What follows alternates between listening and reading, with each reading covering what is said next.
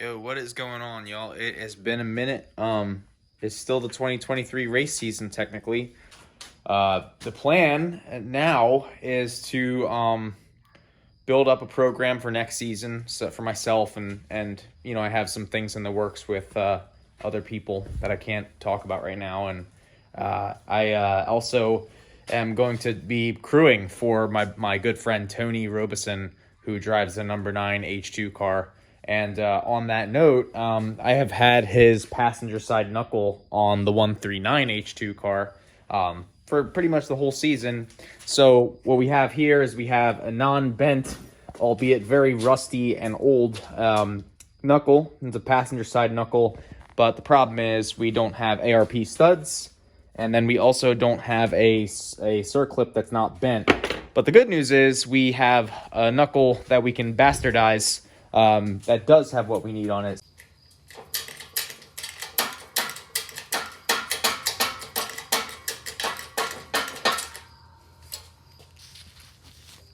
So here's my very fancy rig. Basically, just get 3 sockets underneath of the Knuckle. There's actually a little, see that little edge there? They put that there so that you can put some sort of jig there. And we're gonna go ahead and push it out. All right, so a lot of times when you press out, well, pretty much every time you press out one of these hubs, the inner race from the bearing gets stuck on the hub itself. So what you have to do is you have to like wedge something in between that inner race and the hub to move this inner race up. And then you can get a Dremel and cut a long ways cut in there and then spin it off with a screwdriver. I don't have a Dremel bit that's gonna fit there. So what I'm doing is I just basically took this cutoff wheel and then ground this way so that I could get like a chisel in between there and then bring it out. And then now I have this bearing puller.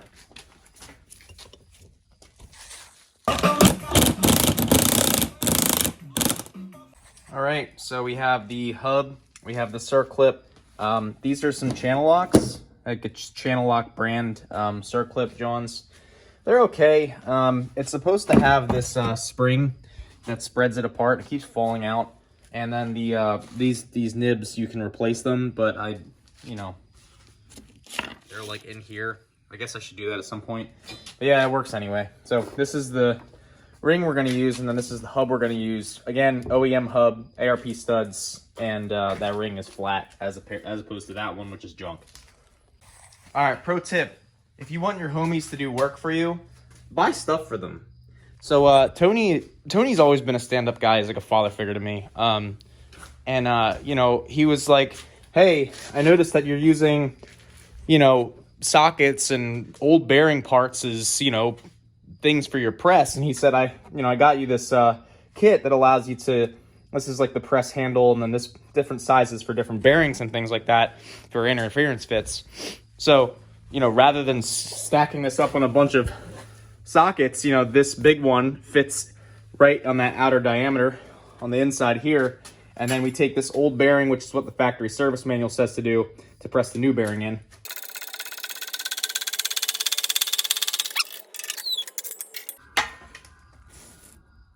Beautiful. All right, so now take this. I look kind of fat in this light. Body dysmorphia things. All right.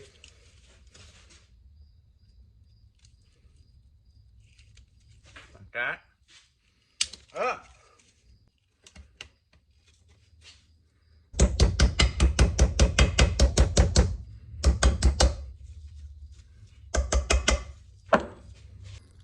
There we go. That's all she wrote. So now we got a circlip in there. Blow out some of that, the rusty bits, and now we got to put the hub in, and then we got to put the ball joint in. All right. So now putting the hub into the Knuckle is a little bit different. So this bearing has 2 inner races. So you'll notice there's an inner race here, but then there's also an inner race that popped out on the other side. So when you're pressing this in, you have to make sure that this doesn't push that other inner race out. Otherwise, you damage a completely new bearing. it pushes the metal seal out and damages the whole thing. So to prevent that from happening, I use a 36mm socket underneath, and it's just big enough to go around that diameter for the inner race, but not big enough to get in the way of the diameter of the hub itself.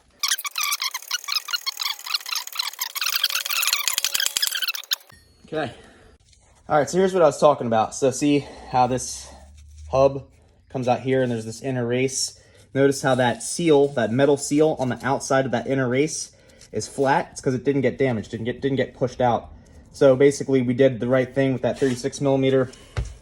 The gap in between the hub and the knuckle is really tight, and the bearing feels really nice. Feels like a brand new bearing. So now we have to put in a ball joint.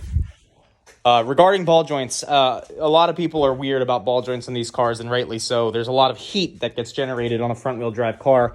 Basically, with all that heat, these boots, they tend to tear a lot just from the heat itself. So a lot of people say run OEM, it's the best, or run, there's a Japanese brand, and in my opinion, they all have boot failures, all of them. So the best way to prevent boot failures that I've found that's low buck is to use radiator hose on the outside of the boot. But I don't have any radiator hose that will fit, so I'm using heat tape, which won't work as well, but it'll get us through the weekend at Watkins Glen, at which point Tony can decide to put some radiator hose around there. You don't even need to disassemble the knuckle to do that. I mean, disassemble the knuckle from the lower control arm. So we will have, he'll have a spare knuckle, it'll all be good. And so we're gonna put that ball joint in, and I'll show you guys how we do that. All right. So this is a ball joint press that I got from my buddy Dylan Dewson. I still owe it to him. He didn't really give it to me. He just lent it to me. And I keep telling him I have it, and I keep posting pictures of it in our group chat. And he's like, oh yeah, I forgot that you have that. And so I'm sorry, Dylan, I'll get it back to you. I promise I'm not stealing it. Full transparency, not a thief. Yeah. So this is going to press this ball joint in. So we basically are going to slap it on with an impact over on this side with a 22mm socket, I think. And then it pushes it in over here. So, all right, so it's pressed in. The good news about this knuckle, although it looks like it was undusty, is that it has a really tight hole for the ball joint. And that means that it hasn't been serviced a lot, which is good. Knuckles that have been serviced a lot, the bores wear out, it's just less tight. The OEM tolerances are what they are. And one of the reasons why I like these aftermarket ball joints is because they have a groove here where you can put a circlip. And again, everyone will say, oh, use OEM, but I like the circlip design because it gives you a little bit of extra reassurance that this thing's not going to fly out from loads pushing up. So we're going to get that on, and then I think the knuckle's done. We got a little box of Tony parts over here, so I wanted him to try some pads that I tried at Champs that worked real spicy. Not going to tell you all what they are because I'm spicy myself. I live on the spicy side. I am part chili pepper, maybe serrano if they're sold out of chilies, but I am spicy. Horse. Anyway, so this is driver side, passenger side. Honda starter we got from Mark Diaz, so thank you, Mark. And then I also am going to be taking, this car, I put this comm system in that Jim Tremontano recommended, and I really didn't like it, but, all these wires here, we're going to basically take them out, put it in Tony's car, see if we can get it to work in Tony's car. Then we'll have comms so I can spot for Tony.